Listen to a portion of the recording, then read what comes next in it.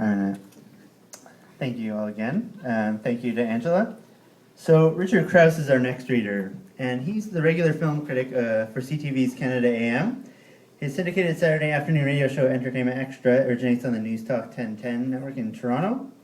He's also the author of 6 books, which include The 100 Best Movies You've Never Seen, The Son of the 100 Best Movies You've Never Seen, and most recently, which you'll be reading from tonight, Raising Hell, Ken Russell and the Unmaking of the Devils, an in-depth look at the notorious and frequently banned or censored cult movie.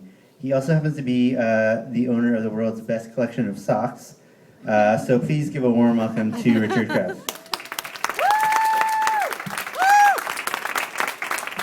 Thank you. Thanks for having me. Thanks to David and Mandy and Wordsworth Books, everyone, and Evan. I'm going to read tonight the prologue from Raising Hell. This will give you kind of an idea as to why I decided to write this book, because as this was happening is when this the idea dawned on me.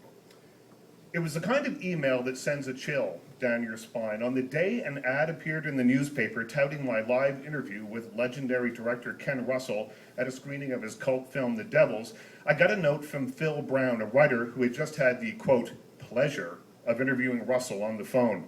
It didn't go well. Not well at all. Brown was barely able to coax even a yes or no from the cranky 83-year-old. Here's a taste. The question: what did you base The Devils on, and what drew you to the material? Ken Russell: it was long ago and I can't remember. Next question: do you consider it a horror film? Ken Russell: no. You get the idea. It wasn't promising. So I checked my contract. I'd been hired to interview him for 1 hour after the movie. Desperation started to sink in. I went online to see if there were any other recent Russell interviews that I could read to gauge if he was really mute, if he had nothing to say, or if he was simply having a bad day when he spoke to my colleague. A quick Google search of the terms Ken Russell and interview returned some alarming results, several of which referred to the event that I was hosting. Richard Crouse has the unenviable task of interviewing the tight-lipped Russell was one of the search results. Others revealed him to be just as monosyllabic as I feared. I called the promoter with an idea. Perhaps I should have dinner with Russell before the show to warm him up a little bit. Now, typically, I don't like to meet with my interviewees beforehand. I'd rather get them fresh on stage, but in this case, it seemed like a good idea. A day or so later, I heard back. He'd love to have dinner. Things seemed to be looking up. The night of the show, we met at Southern Accent just around the corner from the Bloor Cinema in Toronto, where the event was being held. I walked past the theater on my way to dinner. There were a few hundred people already waiting outside. A cold sweat enveloped me, even though it was August and it was sweltering on the street. At the restaurant, we were seated at a large table with the promoter, several members of his entourage, Russell and his wife, Lacey Tribble. I sat next to Russell and introduced myself. He smiled, but said nothing.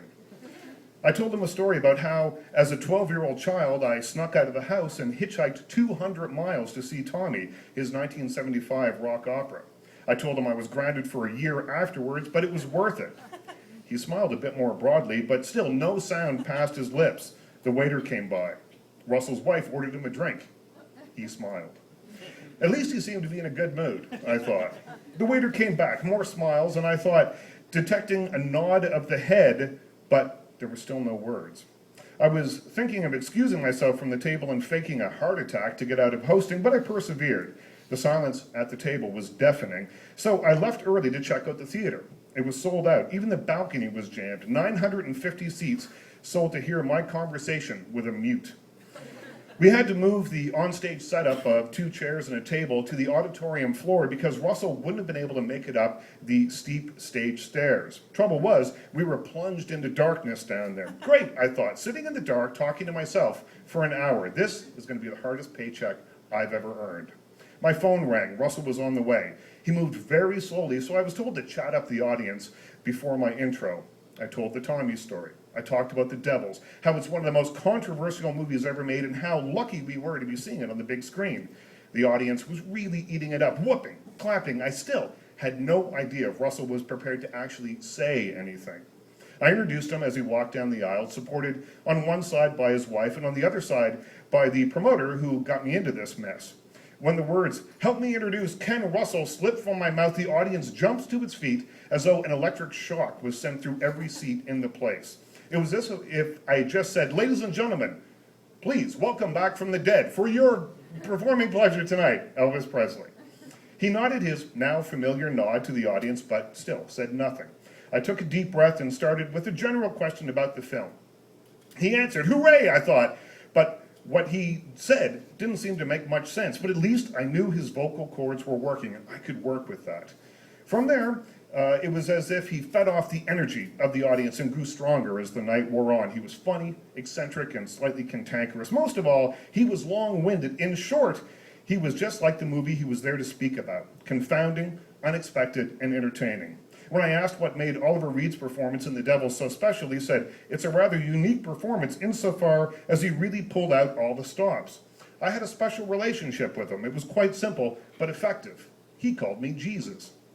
I directed him in a very simple fashion. He'd say, "What do you want, Jesus?" I would say, "Give me Moody 1.